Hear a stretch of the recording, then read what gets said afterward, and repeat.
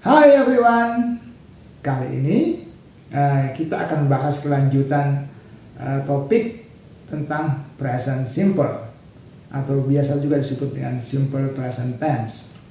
Di video terdahulu kita sudah bahas fungsi dan kegunaan tense ini dan juga bagaimana cara membentuk kalimatnya. Kali ini kita akan bahas beberapa aturan tambahan lain yang perlu kita ketahui yang terkait dengan present simple. Sebelumnya saya akan review dulu ya cara membuat kalimatnya ya. Dan untuk teman-teman yang mungkin belum mengetahui bagaimana fungsi atau kegunaan present simple, silakan simak di video saya sebelumnya. Di situ kita bahas 3 fungsi dasar atau kegunaan the present simple. Untuk formulanya atau cara membentuk kalimatnya, di sini saya gambarkan ya, ada title, ada chart, kalimat positif, negatif, dan questions. Kita mulai dulu dengan kalimat positif ya. Sesuai dengan namanya present simple atau simple present tense, simple ya, artinya simple.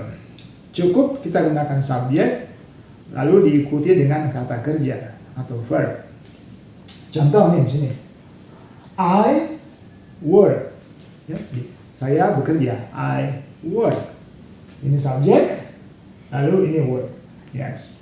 Subjeknya bisa misalnya I, you, they, atau we.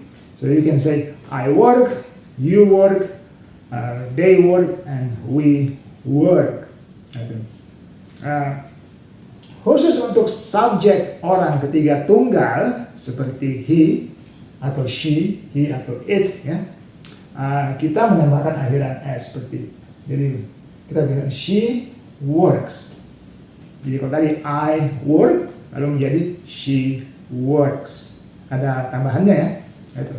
Tapi khusus untuk yang subjek ketiga tunggal saja, yang lain-lainnya tidak perlu kita tambahkan. Untuk kalimat negatif kita perlu menggunakan kata kerja bantu do not atau yang disingkat menjadi don't, atau does not, atau doesn't. Jadi kita bilang tadi I work menjadi I don't work. Saya tidak bekerja. You don't work. We don't work. They don't work. Nah, kalau untuk subjek ketiga tunggal tadi she doesn't work. Ya, perhatikan ya. Tadi di sini pakai s, she works. Sekarang s-nya udah nggak ada. So we say she doesn't work. Ya, s-nya udah pindah ke sini kan. Jadi work-nya tidak perlu lagi. Jadi untuk kalimat negatif kita tidak perlu lagi menambahkan akhiran s atau es. Ya, jadi, so we say she doesn't work, he doesn't work, or it doesn't work. Nah, untuk pertanyaan atau questions ini kita juga tetap menggunakan kata bantu do atau does. Bedanya sekarang posisi kata kerja bantu do atau does itu dipindahkan posisinya menjadi mendahului subjek. So we say do I work, do you work, do they work, atau do we work. Ya, kalau pakai does, does she work, does he work, or does it work. Ya, gitu. Nah, kata-kata ini biasanya untuk yang perlu jawaban yes atau no. So if you ask someone, for example, you ask me, kalau saya, do you work? Saya jawab, yes, I do.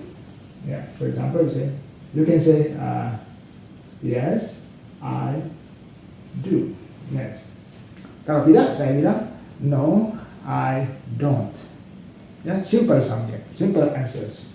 Kalau does she, you can say, does she work?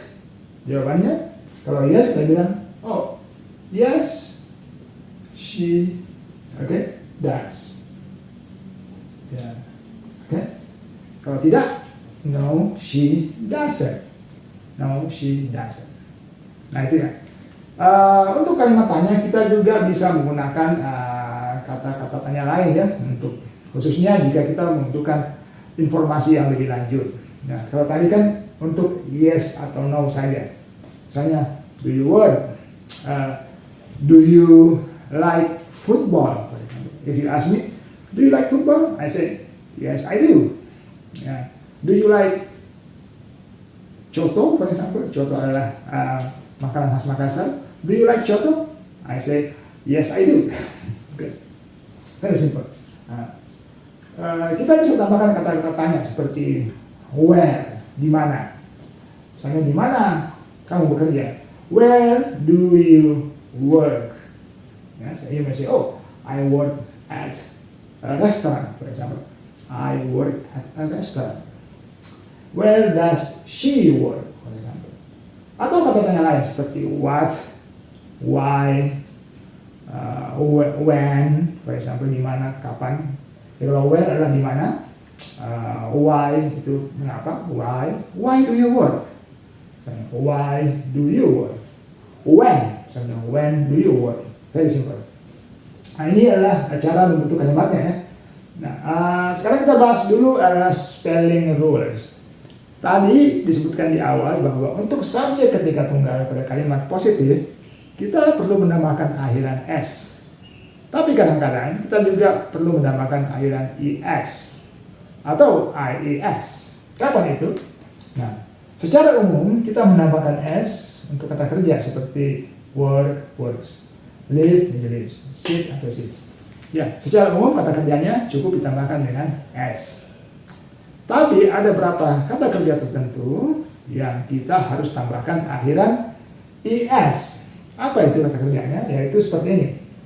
Verbs ending in, jadi kata-kata kerja yang berakhiran dengan ch atau akhiran ch atau berakhiran sh, berakhiran s, berakhiran dengan z atau x. Jadi setiap kata kerja yang berakhiran dengan ini tambahkan es. Contoh misalnya watch menjadi watches, ya, nonton. Misalnya kita bilang dia nonton TV, so we say she watches TV. Kalau mereka, they watch TV. Ya. So they, for example, watch TV. Kalau dia misalnya he watches TV. Ya, akhirannya ch. Berakhiran sh seperti misalnya pushes, oke? Okay? Miss, ada s atau double s juga sama menjadi misses. Oh, she misses her cat. She misses, dia kangen sama kucingnya. So she misses her cat.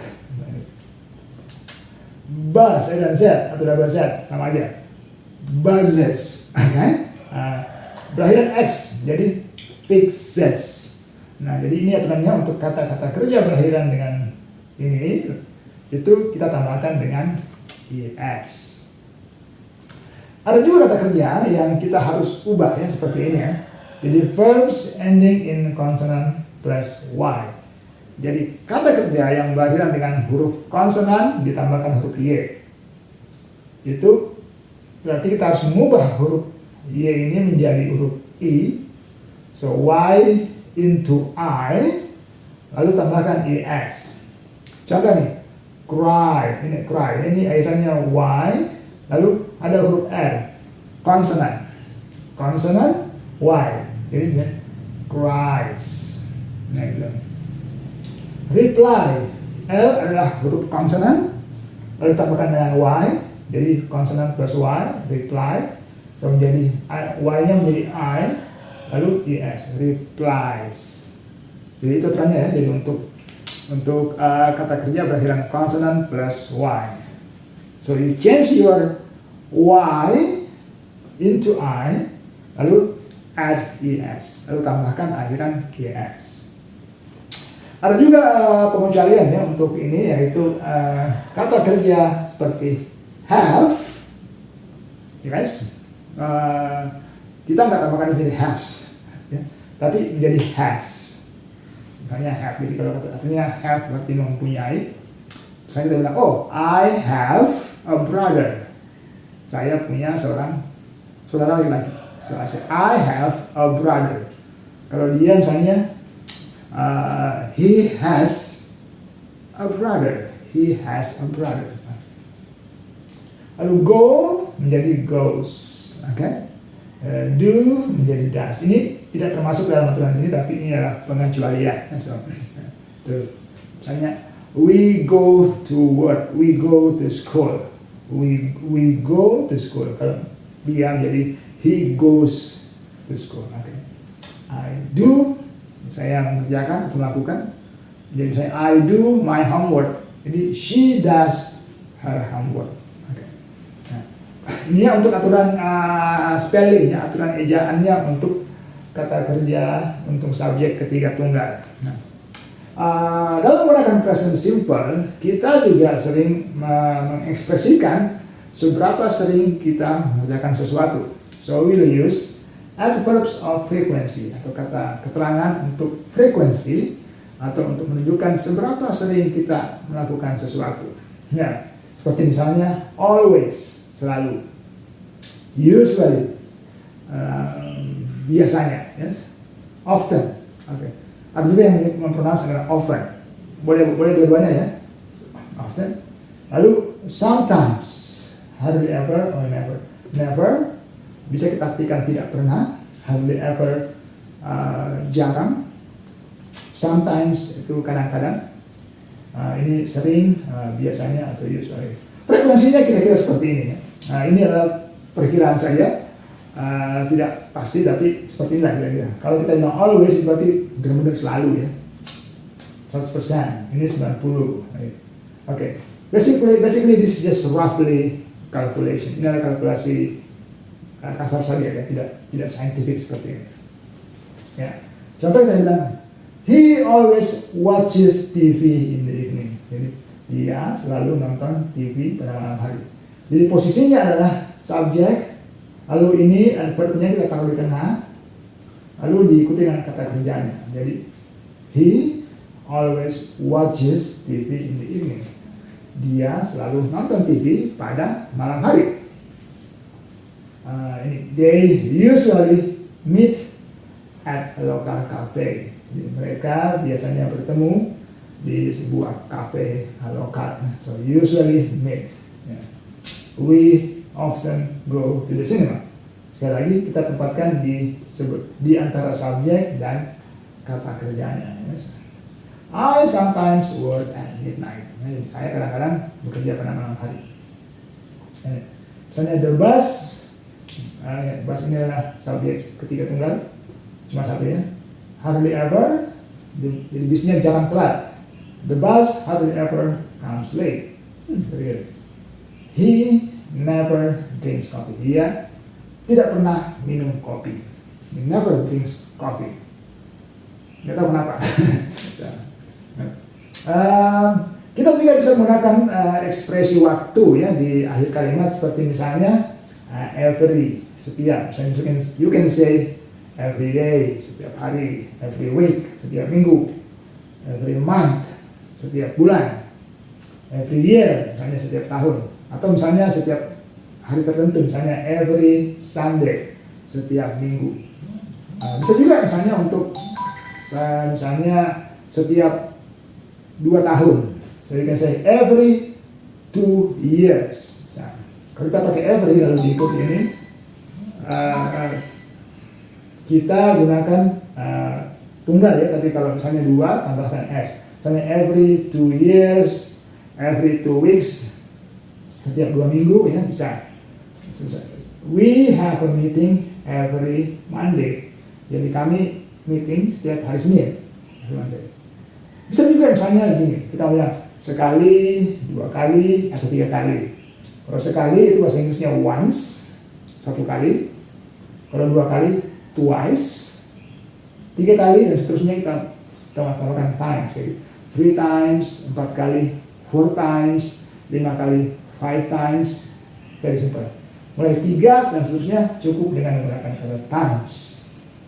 Jadi kita bilang misalnya ini, they play tennis sekali seminggu. once a week. Jadi satu kali seminggu. Once a week. Ya. She visits her parents. Jadi dia mengunjungi orang tuanya 2 kali setahun. Twice a year. Twice. Ini 2 kali setahun. Twice a year. Oke? Nah, inilah beberapa aturan tambahan yang terkait dengan penggunaan present simple. Hopefully, mudah-mudahan ini bisa membantu kalian untuk memahami tenses the present simple. Dan sampai ketemu kembali di pelajaran berikutnya. Bye for now.